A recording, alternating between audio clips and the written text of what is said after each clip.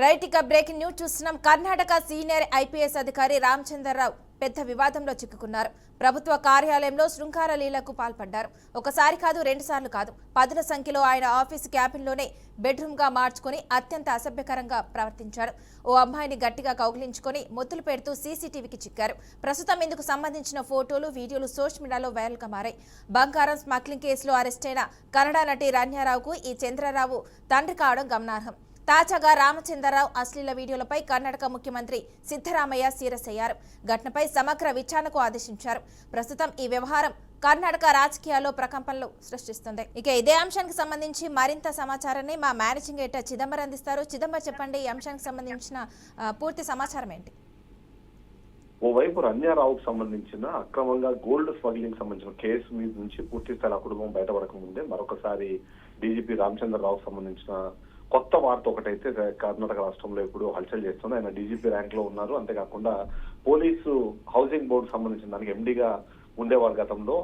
ఆ సమయంలోనే రన్యారావు కేసు బయటికి పడ్డాము. తర్వాత 14 కిలోల గోల్డ్ ని తను తరలిస్తూ పట్టుబడిన నేపథ్యంలో ఆమెకి స్పెషల్ కన్సిడరేషన్స్ ఇచ్చే ప్రయత్నం రామచంద్రరావు చేశారన్నది గతంలో ఒక ఆరోపణ నుంచి దానికి సంబంధించిన తర్వాత ఆయన కొద్ది రోజుల పాటు ఆయన విధులకు దూరంగా ఉండాలని కూడా కర్ణాటక రాష్ట్ర ప్రభుత్వం చెప్పడం జరిగింది.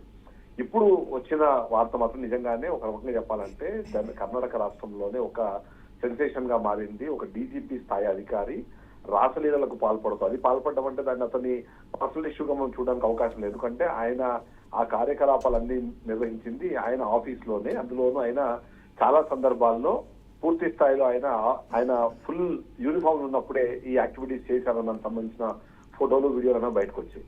అయితే ఇందులో 2 అంశాలు ఉన్నాయి. ఒకటి, డిఫరెంట్ మహిళలతో ఆయన అలాంటి కార్యకలాపాలకు పాల్పడ్డము, వచ్చిన వాళ్ళందరినీ కూడా అదే తరహా ఆలోచన విధానంతో చూసేవాళ్ళ, లేకపోతే స్పెసిఫిక్ గా కొంతమందిని అలా లోపరుచుకొని చేశారా అన్న దానికి సంబంధించిన డిస్కషన్ ఓవైపు జరుగుతుంటే, మరోవైపు అది తను ఉన్న వీడియోస్ కాదని అవన్నీ తాను బుకాయించే ప్రయత్నం చేస్తున్నారు. ఆ బుకాయించే ప్రయత్నంలో భాగంగా తను చేస్తున్న వ్యాఖ్యలు కానివ్వండి, లేకపోతే జర్నలిస్ట్ అడుగుతున్న ప్రశ్నలకు సమాధానం దాటవేసే క్రమంలో దొరికిపోవడం కానివ్వండి రెగ్యులర్ కనిపిస్తుంది. అంటే ఓవరాల్ గా చూస్తే మాత్రం ఆయన పలువురు మహిళలతో అసభ్యంగా ప్రవర్తించమనాలా, లేకపోతే రాసలీలను నడిపేయమంటారా, అవన్నీ కూడా అతని కార్యాలయంలోనే అతను ఫుల్ గా అంటే ఏమంటారు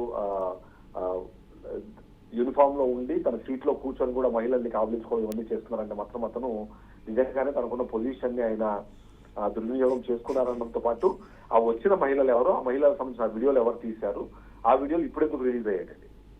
ఇందులో 2 వర్షన్స్ వినిపిస్తే, ఒకటి అవి ఏ వీడియోలు అని చెప్పి కొంతమంది కొట్టిపారేస్తుంటే, కొద్దిమంది మాత్రం అవి ఏ వీడియోలు కాదు, సంవత్సరం క్రితం తీసిన వీడియోలు ఇప్పుడు అతన్ని ఇబ్బంది పెట్టడం కోసం రిలీజ్ చేశారు అనే విధంగా కూడా మాట్లాడుతున్నారు. బట్ అది అసలు రికార్డ్ చేసింది ఎవరు, అవి ఇప్పుడెందుకు రిలీజ్ చేశారు, అది ఇప్పుడు అంతా జరుగుతుంది అన్న అంశానికి సంబంధించిన విషయం అయితే ఖచ్చితంగా ఒక ఇంట్రెస్ట్ ని క్రియేట్ చేస్తుంది. అంతేకాకుండా పోలీసు శాఖలో గతంలో ఉన్న ఆ రెస్పెక్ట్ ఏదైతుందో ఆ రెస్పెక్ట్ పొయ్యేలాగా రామచంద్రరావు వ్యవహరించారు కాబట్టి ఆ వ్యవహార శైలికి ఖచ్చితంగా ఆయన శిక్ష పడాలని చెప్తున్నారు. పూర్తి స్థాయిలో ఆయన వెంటనే సస్పెండ్ చేయాలి, ఆయన మీద ఒక విచారణ కమిటీని వేయాలి. ఆ వచ్చిన మహిళలు ఎవరు, ఏ కారణంతో వాళ్ళు ఆయన అంత సన్నిహితంగా ఉన్నారు, అవి ఆయన కార్యాలయంలో నిర్వహించిన కారణాలు ఏంటి, ఆ వీడియోలు తీసిన వాళ్ళు ఎవరు, ఇప్పుడు రిలీజ్ అయినాయి, అవి సంవత్సరం క్రితం వీడియోసా, లేటెస్ట్ వీడియోసా ఏంటి, ఇవన్నిటి మీద కూడా పూర్తి స్థాయిలో దర్యాప్తు జరగాలని అయితే అందరూ భావిస్తున్నారు. Okay, thank you Chidambaram Reddy.